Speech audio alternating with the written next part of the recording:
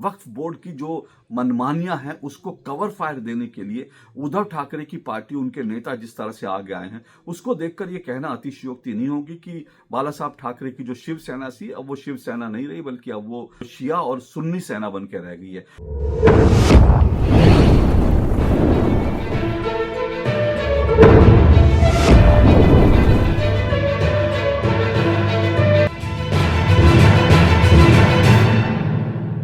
वक्फ संशोधन विधेयक पर लोकसभा में गर्मागर्म बहस शुरू हो चुकी है। जैसे जैसे ये बहस आगे बढ़ रही है, मुस्लिम तुष्टीकरण की अंधभक्ति में गिरफ्तार विपक्ष अपने आप को लगातार और ज्यादा एक्सपोज करता जा रहा है। विपक्ष की तरफ से जो तर्क या कुतर्क दिए जा रहे हैं, उनको सुनकर के ऐसा लगता है कि विपक्ष बस ये चाहता है कि किसी भी तरह से मुसलमानों को एक मैसेज जाए कि भैया हम तुम्हारे साथ खड़े हैं, और अगर वक्फ संशोधन विधेयक पारित हो गया तो तुम्हारे ऊपर कोई आफत आ जाएगी। तमाम तरह के झूठ का सहारा लिया जा रहा है। जैसे ये कहा जा रहा है कि भैया संविधान के विरोध में है, जबकि इससे पहले 5 बार संशोधन हो चुके हैं। वक्फ संशोधन, वक्फ जो बोर्ड है उसको गवर्न करने वाले कानून में 5 संशोधन हो चुके हैं, और संविधान की व्याख्या कौन करेगा? ये तो देश की सुप्रीम कोर्ट कर सकती है ना। अगर आपको इस विधेयक से तकलीफ हो तो आप सुप्रीम कोर्ट में इसको चुनौती दे सकते हैं। लेकिन इसको एक, जैसे मैंने कहा ना, विपक्ष लगातार झूठ बोल रहा है। फिर एक झूठ ये कि अब ये लगातार बोला जा रहा है कि अलोकतांत्रिक है, सरकार जो है बुलडोज कर रही है। तो सवाल है, अलोकतांत्रिक कैसे हो सकता है? सरकार को संख्या बल के हिसाब से, ये डेमोक्रेटिक तरीके से चुनी हुई सरकार है। डेमोक्रेटिक तरीके से चुनी हुई सरकार जेपीसी में इस विधेयक को लेकर आई, लंबी चर्चा की, और उसके बाद अब इसको जो है संसद में रख दिया। संसद में जो फैसला होगा वोटिंग के आधार पर होगा। तो ये अनडेमोक्रेटिक कैसे कदम हो सकता है? तो मैंने कहा ना, विपक्ष लगातार एक के बाद एक झूठ परोस रहा है देश के सामने, देश की जनता के सामने, और खासकर अपने जो टारगेट मुस्लिम वोट बैंक है उसके सामने।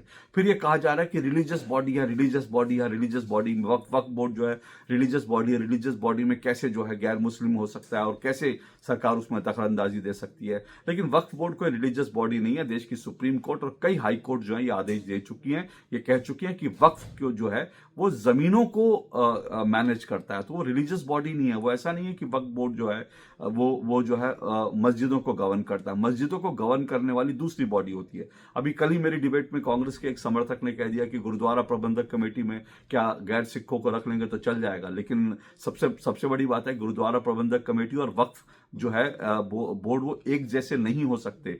गुरुद्वारा प्रबंधक कमेटी गुरुद्वारों का जो रिलीजियस प्लेस है उनका, दरअसल उनको गवर्न करता है, उनको मैनेज करता है, जबकि वक्फ जो है वो जमीनों को मैनेज करता है। वक्फ में जो है लगातार जो इसकी इनकम है, इसमें जो भ्रष्टाचार है, उसको लेकर तमाम तरह की जो चीजें हो रही हैं, जो तमाम इसमें सवाल उठ रहे हैं, जो इसमें चर्चा हो रही है, उसमें विपक्ष जो है लगातार एक्सपोज हो रहा है। जब ये चर्चा चल रही थी तो अखिलेश यादव बाकायदा उन्होंने तो सीधा जो है कार सेवकों पर जो गोलियां चलाई गई थी अक्टूबर 1990 में, जो उनके पिता मुलायम सिंह ने जब कार सेवकों पर अयोध्या में राम मंदिर निर्माण के लिए जो कार सेवा करने गए थे, उनको जो गोलियां चलाई थी, उनकी जो हत्याएं की थी, उसको उन्होंने जस्टिफाई कर दिया। और अखिलेश यादव ने कहा कि भाई ये तो हमने लोकतंत्र बचाने के लिए और हिंदुओं की एकता कायम रखने के लिए किया था। तो मैंने कहा ना, जिस तरह से ये डिबेट आगे बढ़ रही है, वो लगातार जो है विपक्ष अपने आप को एक्सपोज करता जा रहा है। अखिलेश यादव का बयान सुनिए, तब आपको लगेगा किस बेशर्मी से उन्होंने जो अक्टूबर में 1990 में कार सेवकों पर गोलियां चली थी, उसको उन्होंने संसद के अंदर जस्टिफाई करने की कोशिश की। अध्यक्ष महोदय, मैं कार सेवक वाली बात इसलिए नहीं छेड़ना चाहता हूं। अध्यक्ष महोदय, ये शायद माननीय सदस्य जानते नहीं कुछ सच्चाई नहीं जानते। अध्यक्ष महोदय, ये संविधान की वजह से, संविधान को बचाने के लिए, हिंदू एकता को बचाने के लिए कुछ फैसले लिए गए, लेकिन एफआईआर हम लोगों पे नहीं लिखी गई थी। एफआईआर उन पे लिखी गई थी जो बेचारे तैयार हो गए थे सुबह, लेकिन पता नहीं कहां से फोन आया था, कहा था कि अब तैयार तो हो गए हो, लेकिन आप शिलान्यास में नहीं आ सकते।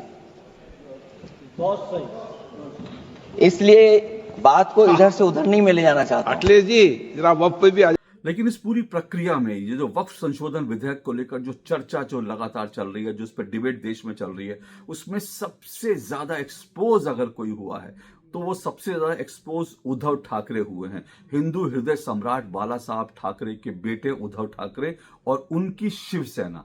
बल्कि जिस तरह से इस पूरे मसले पर वक्फ बोर्ड की जो मनमानियां हैं उसको कवर फायर देने के लिए उद्धव ठाकरे की पार्टी, उनके नेता जिस तरह से आगे आए हैं, उसको देखकर यह कहना अतिशयोक्ति नहीं होगी कि बाला साहब ठाकरे की जो शिवसेना थी अब वो शिवसेना नहीं रही, बल्कि अब वो जो है वो शिया और सुन्नी सेना बन के रह गई है। क्योंकि आप सोचिए, मुसलमानों का इस हद तक अंधभक्ति के साथ जो समर्थन कर रहे हैं, अरविंद सावंत जो नेता हैं उद्धव ठाकरे की पार्टी के, जो केंद्र में मंत्री भी रह चुके हैं, उन्होंने जब इस बिल पर जब वो बोलने के लिए खड़े हुए तो उन्होंने सीधा सीधा इसका वक्फ में संशोधन का न सिर्फ विरोध किया, बल्कि उसके अपने विरोध को सही ठहराने के लिए, जायज ठहराने के लिए अरविंद सावंत ने कश्मीर का जिक्र किया और एक तरह से कश्मीर में जो 370 हटाई है उसको चुनौती दे दी। राम मंदिर की बात करी, राम मंदिर को लेकर जो सरकार जो कदम उठा रही है उसको उन्होंने जो है सरकार की मंशा पे सवाल उठा दिए। तो ऐसा उनका जो यू टर्न भी इसको क्या कहना चाहिए मुझे नहीं मालूम, ये तो यू टर्न से भी बड़ी चीज है, इसको सिर्फ यू टर्न नहीं कहेंगे। देखिए, जो शिवसेना उद्धव ठाकरे है वो ये समझ में आता है वो सरकार के विरोध में है, वो मोदी सरकार के विरोध में है और बीजेपी के विरोध में है, इसलिए उसका कांग्रेस के साथ जाना स्वाभाविक है। उसका बाकी पार्टियों के साथ, चाहे वो आम आदमी पार्टी हो या एनसीपी हो, जो है उसके साथ जाना, शरद पवार की एनसीपी है, और इसके अलावा अगर कहें तो फिर आरजेडी या फिर जो समाजवादी पार्टी है, इन सब के साथ अगर वो बीजेपी के विरोध में जाकर खड़ी हो जाती है तो इसमें हैरानी नहीं होनी चाहिए, वो विपक्ष की राजनीति कर रही है। लेकिन आज वक्फ बोर्ड का वक्फ संशोधन विधेयक का समर्थन करके आप सोचिए कि आज जो है बाला साहब ठाकरे के बेटे उद्धव ठाकरे ने हिंदू हृदय सम्राट बाला साहब ठाकरे की स्थापित की हुई जो शिवसेना थी उसको कहां और किन के साथ लाकर खड़ा कर दिया। बाला साहब ठाकरे और उद्धव ठाकरे की जो शिवसेना है आज वो इंडियन यूनियन मुस्लिम लीग के साथ खड़ी हो गई है। हालांकि ये इंडियन यूनियन मुस्लिम लीग को कहते हैं कि ये भारत में, आजाद भारत में बनी पार्टी है, लेकिन ये वही मुस्लिम लीग है, इसके रक्त बीज जो हैं, ये जो वो मुस्लिम लीग जिसने भारत का बंटवारा कराया था हिंदू मुस्लिम के आधार पर, हिंदुओं का कत्लेआम किया था जब बंटवारा हुआ था, उस मुस्लिम लीग के रक्त बीज से जो बनी इंडियन यूनियन मुस्लिम लीग है, उसके साथ आज उद्धव ठाकरे की शिवसेना खड़ी हो गई है। और ये इंडियन यूनियन मुस्लिम लीग वही है जिसका एक वीडियो वायरल हुआ था जिसमें उनका केरल में एक प्रोसेशन निकल रहा था और उन्होंने हिंदुओं के लिए ये कहा था कि मंदिरों पर तुमको काट के लटका देंगे और तुम अपने धर्म ग्रंथ नहीं पढ़ पाओगे। इस तरह से करके उस इंडियन यूनियन मुस्लिम लीग के साथ जो है वो आज उद्धव ठाकरे और बाला साहब ठाकरे की शिवसेना खड़ी हो गई है। और नंबर 2, उद्धव ठाकरे और बाला साहब ठाकरे की शिवसेना किसके साथ आज खड़ी हो गई है? आज सोचिए, आज वो बाकायदा जो है all India Muslim personal law board के साथ खड़ी हो गई है। अब ये all India Muslim personal law board वही है जो कहता है कि महिलाओं की जो अक्ल है वो घुटनों में होती है, जिसने 3 तलाक का विरोध किया था, जिसने राम मंदिर का विरोध किया था, जिसने कश्मीर में 370 हटने का विरोध किया था, और जिसने शाहबानो, एक बूढ़ी महिला को जब गुजारा भत्ता देने की बात आई तो उसने जो है कट्टरपंथियों के साथ खड़े होकर उस बूढ़ी महिला का हक मार लिया था। उन कट्टरपंथियों से भरी हुई जो all India Muslim personal law board है उनके साथ शिवसेना, या जिसको कहना चाहिए शिया सुन्नी सेना, को ले जाकर खड़ा कर दिया। और तीसरा जो उनके साथ असदुद्दीन ओवैसी, जी हाँ, असदुद्दीन ओवैसी की एआईएमएम के साथ जो है शिवसेना को लाकर खड़ा कर दिया है। बाला साहब ठाकरे की पार्टी को उद्धव ठाकरे ने लाकर खड़ा कर दिया। ये ऑल इंडिया मुस्लिम पर ये जो एआईएमएम जो है असदुद्दीन ओवैसी की पार्टी है, वही है जिसके सांसद ये कहते हैं, जिसके असदुद्दीन ओवैसी जिनके भाई ये कहते हैं कि 15 मिनट के लिए पुलिस हटा दो तो फिर हम क्या कर सकते हैं, देश की जो 80% आबादी है, इशारा हिंदुओं की ओर है, उनके लिए क्या कर सकते हैं, ये असदुद्दीन ओवैसी के भाई ने कहा था। लेकिन आज देखिए, बाला साहब ठाकरे, हिंदू हृदय सम्राट बाला साहब ठाकरे के बेटे ने बाला साहब ठाकरे की बनाई हुई पार्टी को आज किस मुकाम पर, किस मोड़ पर लाके खड़ा कर दिया है कि असदुद्दीन ओवैसी की पार्टी और उद्धव ठाकरे की पार्टी और बाला साहब ठाकरे की पार्टी आज एक ही पेज पर खड़े हैं।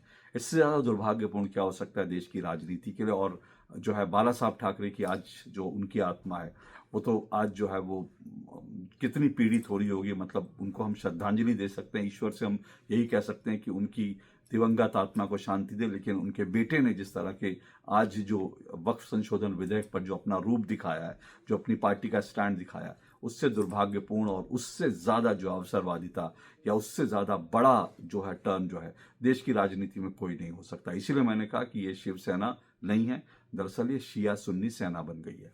आज के लिए इतना ही। नमस्कार।